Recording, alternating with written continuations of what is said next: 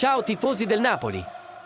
Oggi abbiamo delle notizie interessanti in arrivo dal giocatore dello Spezia, Daniele Verde, che ha espresso il suo sogno di vestire la maglia del nostro caro Napoli.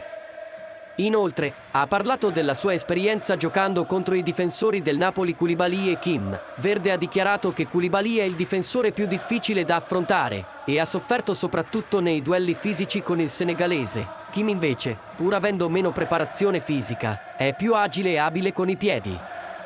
Ma, secondo lo Spezia, entrambi i difensori si equivalgono. Un altro argomento affrontato da Verde è stata la sorpresa con il giocatore Kvaratskhelia, che, secondo lui, è stata una preziosa aggiunta tecnica al campionato italiano.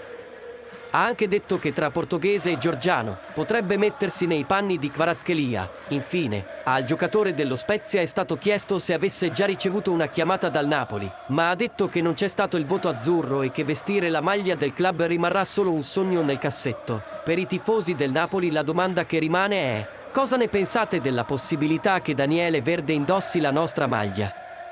Sarebbe una buona aggiunta alla squadra? Lascia la tua opinione nei commenti qui sotto.